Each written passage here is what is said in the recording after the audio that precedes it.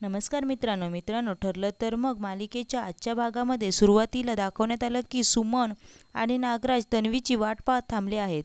नागराजचा त्रागा होतो कारण त्याला असे वाटत असतं की प्रिया म्हणजेच खोटी तन्वी पळून गेली की काय.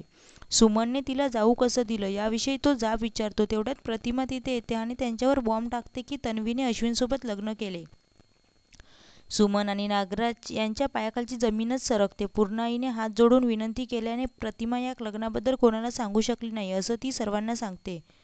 तन्वीने चालवलेली अक्कल नागराजच्याही आकलनापलीकडे असते.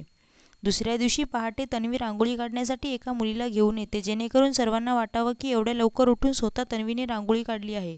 सायली जेव्हा दारात रांगोळी काढण्यासाठी येते तेव्हा प्रिया फक्त रांगोळी शेजारी बसून ती काढत असल्याचे नाटक करते. रांगोळी कुठून आणलीस असं विचारल्यानंतर तन्वी तिला उलटसुलट उत्तर देते. सायली निघून गेल्यानंतर रांगोळी काढणाऱ्या मुलीला ती गुपचूप निघून जायला सांगते. पूर्णाजी, कल्पना आणि अश्विनसमोरही तन्वी सर्व कामं केल्याची नाटक करते.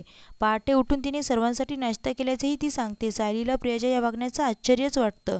सायली घडला प्रकार जाऊन अर्जुनला सांगते. रांगोळी, नाश्ता व सगळ्या गोष्टी ती अर्जुनला सांगते. त्या दोघांनाही तिच्या या खोट्या वागण्याचं आश्चर्य वाटतं. ती असं का करते हेच त्यांना समजत नाही. ही वादळापूर्वीची शांतता आहे अशी भीती त्यांना वाटते. प्रियाची खेळी नेमकी काय आहे हे जाणून घेण्याचा ते विचार करतात. अर्जुन म्हणतो की तो प्रियाला या घराचं आणि सायलीचं काहीही वाईट करू देणार नाही. तन्वीने केलेला नाश्ता खाऊन पूर्णाजी आणि कल्पना यांचे तोंड बघण्यासारखे होते. तरीही पूर्णाजी तिला पहिल्यांदा स्वयंपाक केल्याचा शकून देते. नागराज फोन करून तन्वीला लग्नाविषयी जाब विचारतो. तन्वी सर्वांसमोर त्याच्याशी गोड गोड बोलते. तिथे मैपतही तिचं बोलणं ऐकत असतो. तन्वी घरच्यांपासून बाजूला जाऊन मैपत नागराजशी त्यांच्याच भाषेत बोलू लागते. मैपतही म्हणतो की यावेळी तिने खूप मोठी सिक्स मारला आहे. नागराजही विचारतो की तिने अश्विनशी लग्न ही गोष्ट कशी जमवली. मैपत म्हणतो की ती आता सुभेदारांच्या घरात असल्याने तिने सायली अर्जुनवर बारीक नजर ठेवली पाहिजे. आश्रम केसबद्दल प्रत्येक अपडेट देण्याविषयी तो तिला सांगतो.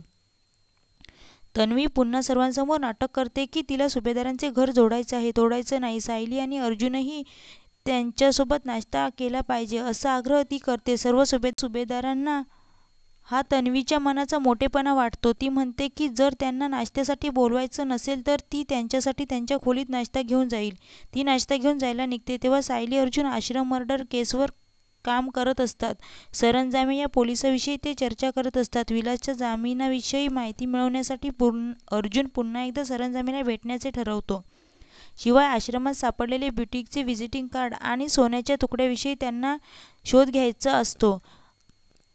त्यांची ही चर्चा सुरू असताना तन्वी त्यांच्या खोलीचे दार वाजवते. दारात प्रियाला पाहून सायलीला आश्चर्य वाटतं पण ती तिला आतमध्ये येऊ देत नाही.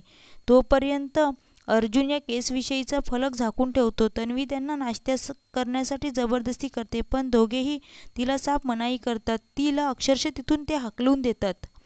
तन्वी लगेचच खाली जाऊन सुभेदार मंडळींसमोर रडायचं नाटक करते. अश्विन लगेचच तिची बाजू घेऊन त्रागा करतो. अर्जुन सायलीबद्दल ती सर्वांना खोटं सांगते.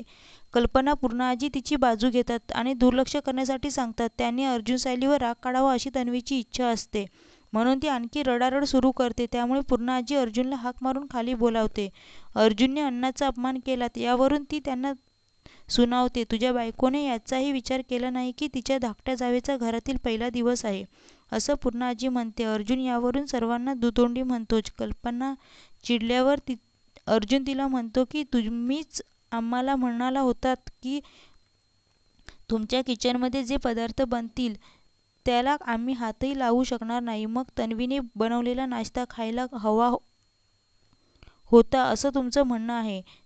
तो हेही म्हणतो की तुम्ही सायलीला सून मानत नाही आणि तरीही पूर्णाजी म्हणाली की तन्वी तिची धाकटी जाऊ आहे. हे दुतोंडी नाही आहे का असा सवाल तो करतो.